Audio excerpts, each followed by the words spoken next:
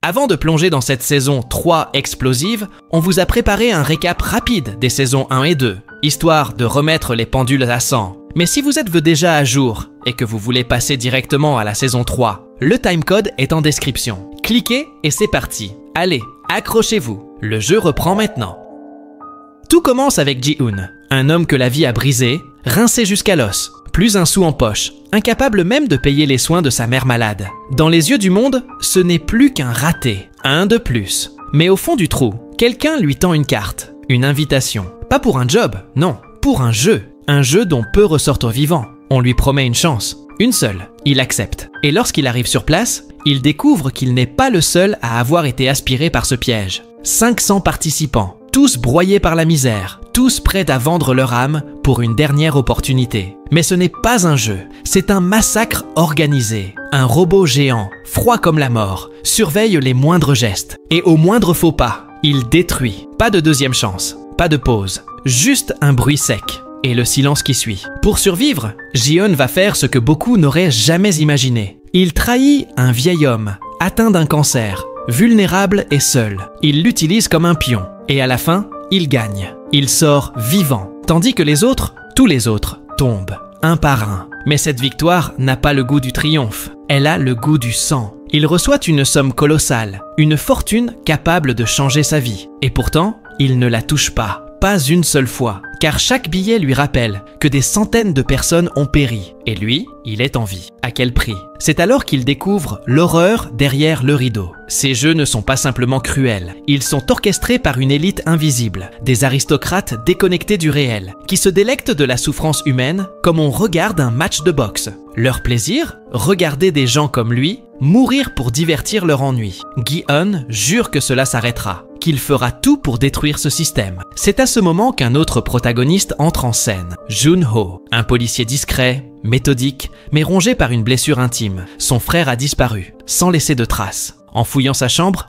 il tombe sur un étrange objet, une carte identique à celle que Gi-Hoon avait reçue. Intrigué, il commence à creuser, et ce qu'il découvre dépasse l'imagination. Ce jeu, ce cauchemar, est bien réel. Les perdants y sont exécutés sans la moindre pitié, parfois même à des fins bien plus sordides. Car les corps ne sont pas simplement jetés, certains sont découpés, leurs organes arrachés, vendus aux plus offrants. Une mécanique immonde, huilée par le silence. Mais Jun-Ho va trop loin, il est capturé. Et là, le choc. Celui qui dirige tout cela, le mystérieux frontman, l'homme masqué qui tire les ficelles, ce n'est autre que son propre frère. Celui qu'il cherchait, celui en qui il avait encore foi. Une trahison qui brise, qui laisse sans voix. La saison suivante s'ouvre sur un Gi-Hoon transformé. L'ancien perdant est devenu un homme, avec une mission. Il sait que les jeux vont reprendre, que les monstres sont encore à l'œuvre. Et cette fois, il ne restera pas les bras croisés. Il prend une décision radicale, utiliser sa fortune pour fomenter une révolte de l'intérieur. Il contacte d'anciens joueurs, promet des réponses, une revanche. Il allume la flamme de la rébellion. Le plan est simple, tromper les organisateurs, faire croire à une lutte entre joueurs, pendant qu'en coulisses, une insurrection se prépare. Et lorsque les gardes interviennent pour rétablir l'ordre, tout bascule. Ils se jettent sur eux, ils arrachent leurs armes, ils tirent, ils ripostent. Le jeu devient champ de bataille. C'est la guerre. Dans le chaos, Ji-Hoon et ses alliés avancent. Ils visent le cœur du système, la salle de contrôle. C'est là que tout se joue. C'est là que sont les bourreaux. Ils veulent les affronter, les éliminer, mettre fin au cauchemar. Mais le bâtiment est protégé, aucun accès. Et leurs munitions s'épuisent. C'est alors qu'il réapparaît, le frontman, maître du jeu, manipulateur sans scrupules. Il les a observés, il les a laissés espérer pour mieux les écraser. Il s'avance. Et là, sous les yeux de Ji-Hoon, il abat froidement son meilleur ami, sans trembler, sans un mot. Ji-Hoon est foudroyé. C'est la fin de l'illusion. La révolte est un échec. Et ainsi s'achève la saison 2. Non pas sur une victoire, mais sur une défaite cuisante. La saison 3 reprend dans les cendres de cette bataille. Les joueurs ont capitulé. Il ne reste que 60 survivants. Le reste, tombé sous les balles. Même les gardes ont payé le prix. Gi-Hoon est menotté, brisé, isolé, interdit de tout. Il n'est plus qu'un spectateur forcé du désastre qu'il a tenté d'arrêter. Autour de lui, le moral est en lambeaux. Les joueurs le regardent, pleins de rancœur. Ils lui reprochent l'échec. et ils désignent un homme, Lee. C'était à lui d'aller chercher les armes, mais la peur l'a figé. Il a reculé, et cette hésitation a tout détruit. Un autre personnage entre en scène, le sorcier. Moqueur, arrogant, il se penche vers Ji-Hoon et murmure « Je t'avais prévenu, ce que tu fais ne sert à rien, c'en est trop !»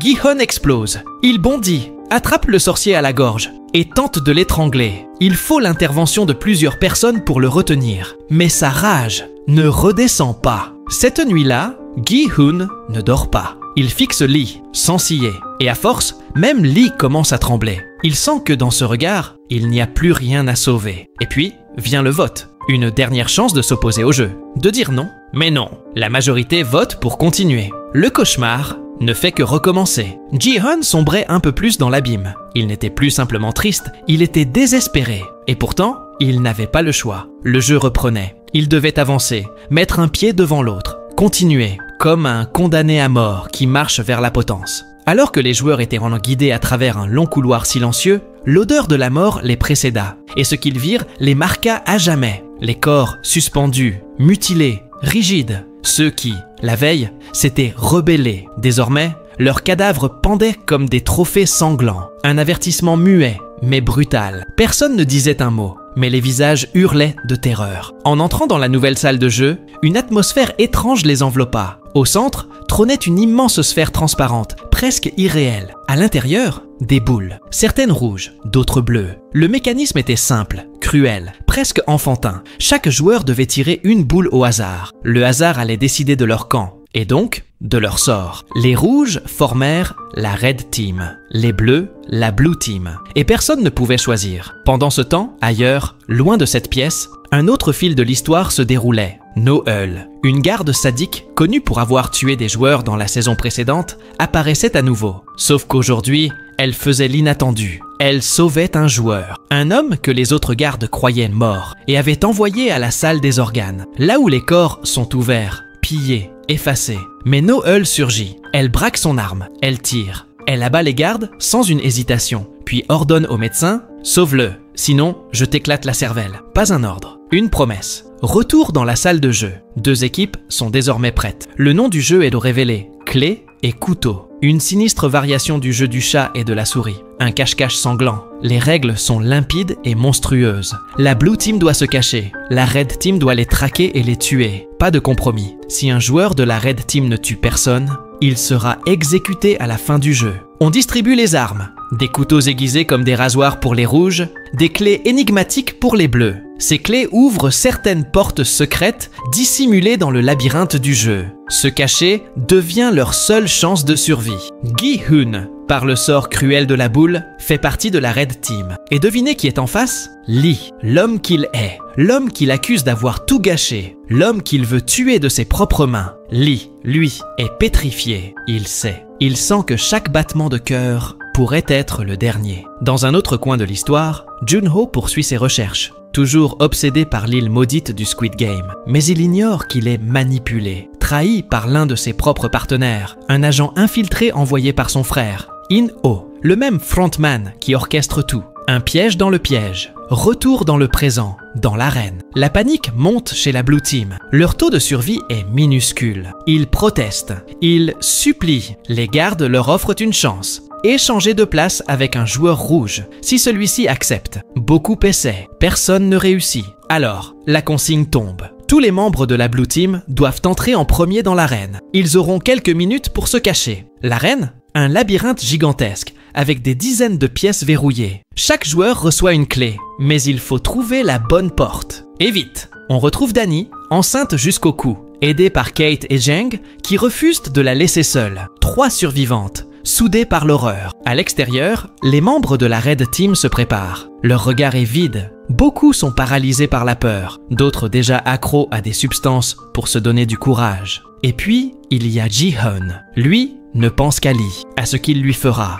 Il veut le trouver et l'achever. Lee, de son côté, court déjà dans les couloirs. Chaque seconde compte. Il sait que Gi-Hoon le cherche et il sait qu'il ne lui fera aucun cadeau. Pendant ce temps, certains membres de la Red Team, incapables de tuer en pleine conscience, avalent des drogues hallucinogènes. Puis, les yeux rouges, la bave aux lèvres, ils partent en chasse. des prédateurs déconnectés de la réalité. Ji-Eun rôde. Il inspecte chaque pièce. Il n'est pas drogué. Il est lucide, froid, concentré. De l'autre côté, les membres de la Blue Team réalisent que les serrures des portes ne sont pas banales. Chacune est marquée d'un symbole, triangle, carré, cercle. Et les clés qu'ils possèdent portent les mêmes signes. Il faut associer clé et porte. Dans la panique, dans l'ombre, avant que la mort ne les rattrape. Kate, Jung et Danny comprennent qu'elles ont une chance. Ensemble, elles possèdent les 3 formes. Elles peuvent ouvrir n'importe quelle porte. Et dans ce jeu, c'est peut-être la seule chose qui compte. Avec les 3 clés en leur possession, Kate, Jung et Danny pouvaient désormais ouvrir la porte spéciale, celle qui nécessitait tous les symboles, triangle, carré, cercle. Cette porte menait à une zone sécurisée, un abri où elles pouvaient survivre, sans avoir à tuer, une échappatoire rare dans cet enfer. Kate prend donc les clés. Les 2 autres, épuisées, lui font confiance. Elles lui confient leur survie, leur avenir, peut-être même celui de l'enfant à naître. Les 3 femmes courent, haletantes, vers le couloir, quand soudain, Danny glisse. Une chute brutale. Elle hurle. Ses mains se posent sur son ventre. Quelque chose ne va pas. Et comme si le sort s'acharnait, un membre de la Red Team surgit, le regard vide, le couteau à la main. Il ne voit pas 3 femmes, ni une femme enceinte. Il voit des cibles. Il lève son arme, prêt à frapper. Mais Kate réagit. Rapide comme l'éclair, elle se jette sur lui. Le combat est féroce, désespéré, mais elle ne flanche pas. Elle le tue. Et soutenant Danny de son bras libre, elle avance encore. Le danger est partout, mais elle n'abandonne pas. Pendant ce temps, ailleurs dans l'arène, 2 garçons de la Red Team ont déjà rempli leur quota. Mais au lieu de s'arrêter, ils décident d'en tuer davantage. Moins il y aura de survivants, plus grande sera leur part du butin. Le jeu n'est plus un simple défi. C'est devenu une stratégie économique. Puis, Ji-Hoon voit une silhouette. Il croit que c'est Lee. Il fonce, le couteau serré dans sa paume. Il veut en finir. Mais non, ce n'est qu'un autre joueur qui lui ressemble vaguement. Lee, lui, s'échappe encore. Il se faufile, il fuit, mais pas pour longtemps. Un autre membre de la Red Team l'attrape. Il le plaque au sol, plante son couteau dans sa jambe. Lee hurle, mais dans un sursaut de survie, il riposte. Il donne un coup de pied à son agresseur et s'enfuit de nouveau, boitant, sanglant, mais vivant. Et puis, un nouveau choc. Danny entre en travail. Là, dans une salle sale, abandonnée, elle va accoucher. Kate et Jung, terrifiées mais déterminées, l'aident. Elles improvisent une salle d'accouchement au milieu de l'enfer. Et l'impensable se produit. Une petite fille naît. Jung coupe le cordon avec un couteau caché dans ses cheveux. Elle pleure. Mais c'est un mélange de joie et de terreur. Car ici, même une naissance peut être une condamnation. Pendant ce temps, le frontman reçoit un appel. C'est son espion. Mauvaise nouvelle. Jun-Ho continue de chercher l'île. Il ne lâche rien. In-Ho, glacé, ne montre aucune émotion. S'ils arrivent jusqu'ici, tuez-les tous. De retour dans les sous-sols, l'homme que No-Eul a sauvé reprend connaissance. Elle ne veut pas qu'il la reconnaisse. Elle cache son visage sous un masque. Et pour parfaire la supercherie, elle tue le médecin pour que l'homme puisse prendre sa place et se faire passer pour lui. Mais ce n'est pas un simple inconnu. Cet homme est le père d'une petite fille atteinte de leucémie. Une fillette qui était l'amie proche de No-Eul. Il est ici pour une seule raison. Gagner l'argent qui pourrait sauver sa fille. Rien d'autre ne compte. Retour au jeu. Ji-Eun est furieux. Il cherche Lee, encore et toujours. Mais c'est le sorcier qui se dresse sur son chemin. Il sourit, cynique. Tu veux Lee ? Il vient de monter à l'étage. Sa jambe est salement amochée. Il ne doit pas être loin. Ji-Hoon ne réfléchit pas. Il fonce. Et là, l'affrontement final. Une lutte à mort. 2 hommes, liés par la haine, par la douleur, par le sang. Le duel est brutal. Et au terme de cette explosion de violence, Gi-Eun tue Lee. Un coup de trop. Un regard vide. C'est terminé. Mais le sorcier ne savoure pas sa victoire. Un autre joueur l'abat d'un seul coup, froidement, comme s'il effaçait une note de musique dissonante. De leur côté, Kate, Jung et Danny tentent de fuir. Mais Kate, dans un ultime acte d'héroïsme, se sacrifie pour les sauver. Elle tombe. Les 2 femmes la regardent, figées. Elle ne bouge plus. Le drame ne s'arrête pas là. Jung retrouve son fils. Il est là. Il la supplie. Ou plutôt, il l'ordonne. Tue Danny. c'est elle ou moi. Mais Jung refuse. Elle choisit la compassion. Elle protège Danny. Son propre fils sort une arme, prêt à tuer. Mais le temps imparti est écoulé. Les gardes interviennent et devant les yeux de sa mère, ils abattent le garçon, sans hésiter. Les corps sont ramassés comme des déchets. Le jeu est fini pour aujourd'hui. Tous les survivants sont ramenés dans le salon commun. Gi-hun, toujours ligoté, est témoin de la scène. Une voix s'élève, puis une image. Le montant des gains est affiché, une somme vertigineuse, une somme qui fait trembler les convictions. Jang, brisé, supplie les autres. Arrêtons ce jeu. Ne soyez pas aveuglés par l'argent. Sauvez vos vies, sauvez la vie de Danny. Et surtout, celle de ce bébé qui vient à peine de naître. Mais personne n'écoute. L'avidité est plus forte que la compassion. Le vote est impitoyable. Le jeu continue. Cette nuit-là, Yang berce le bébé. Elle embrasse le front de Danny. Puis elle va voir Ji-hun. Elle le fixe, droit dans les yeux. « Promets-moi que tu iras jusqu'au bout. » Pour elle. Il promet. Elle sourit, puis elle met fin à ses jours. Un silence glacé s'installe dans le dortoir. Personne ne parle, mais tous sentent que quelque chose vient de se briser. Le matin se lève. Un nouveau jeu commence. Il paraît simple. Il faut sauter à la corde, mais en avançant et en traversant un pont. Une erreur. Une seconde d'inattention, et c'est la chute, la mort. Les joueurs s'élancent, un à un, des caméras filment. Mais ce jour-là, les spectateurs ne sont pas que virtuels. Les VIP sont là, en chair et en os. Habillés de costumes extravagants, ils misent sur les vies humaines comme à un casino. Et quelque part, très loin de cette scène cauchemardesque, Jun-ho approche. Il reconnaît une colline, un relief, un détail. C'est ici que son frère l'avait abattu. Il le sait, il est proche, très proche. Retour dans l'arène. Un jeune garçon, tremblant, avance à pas hésitants sur le pont suspendu. Ses jambes flanchent. Il tente de s'accrocher à une corde, à une planche, à n'importe quoi. Mais c'est trop tard. Il tombe.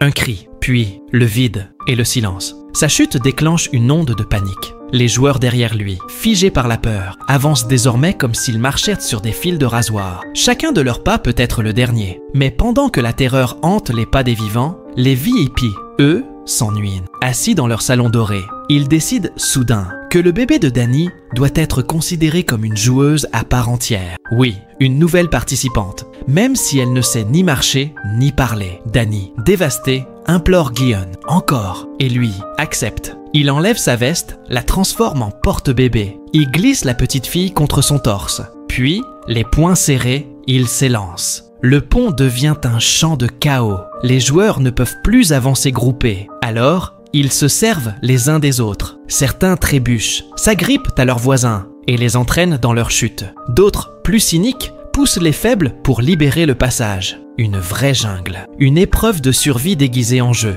Et Ji-hun, lui aussi craque. Devant lui, un homme timide bloque le passage. Paralysé, il refuse d'avancer. Il gêne. Ji-hun le pousse dans le vide, sans regret. La survie ne laisse plus place à la morale. Il atteint enfin l'autre côté. Mais derrière lui, Danny est toujours sur le pont. Elle lutte, vacille, perd l'équilibre et chute à son tour. Ji-hun, encore essoufflé, assiste impuissant à sa mort. Il serre la petite fille contre lui, les larmes aux yeux, un cri silencieux. Dans leur loge, les VIP jubilent. Ils annoncent que désormais, le bébé jouera aux côtés de Ji-hun. Et pendant que la reine s'efface, une autre guerre s'allume. No-eul, qui préparait sa fuite, est repérée par les officiers masqués. Ils envoient des gardes. Elle riposte. Une traque s'enclenche. De retour dans le salon, les joueurs survivants sont réunis. Une nouvelle info tombe. Même après la mort de Danny, sa part de l'argent ira à sa fille, pas aux autres. Un murmure se répand. Puis, la colère. Certains murmurent à voix basse. Il faut tuer ce bébé. Le plan est lancé. Ils veulent éliminer la petite.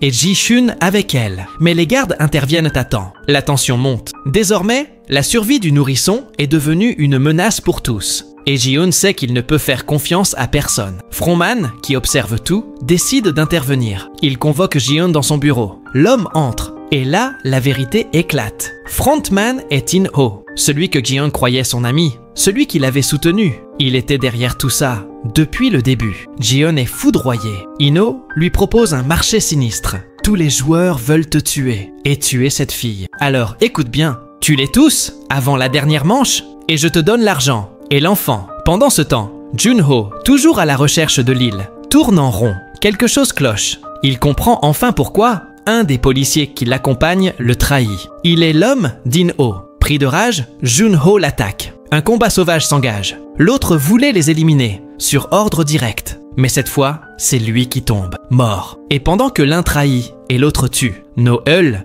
elle, résiste. Elle est acculée. Les gardes l'encerclent, mais au lieu de fuir, elle négocie. Elle accepte de revenir sur l'île, mais pas sans condition. Avant de repartir, elle sauve le père de la fillette, celui qu'elle avait secouru plus tôt. Elle lui ouvre une porte, le fait s'échapper. Puis, elle retourne sur l'île, masquée, déterminée. Elle entre dans une salle secrète, arme en main. Elle abat les officiers, en blesse d'autres. Elle veut une seule chose, effacer toute trace de l'homme qu'elle vient de faire sortir. Et elle réussit. Et pendant que le jeu approche de son dernier round, les masques tombent et les alliances volent en éclats. La nuit était tombée et Ji-Hun ne dormait pas. Il errait entre les lits, une lame à la main, le regard flou, l'âme en feu. L'offre du frontman résonnait encore dans sa tête. Tue-les tous, gagne tout. Mais Gi-Hun n'était pas un tueur, pas encore. Il s'arrêtait à chaque lit, observait les visages fatigués, sales mais humains. Et quelque chose en lui résistait.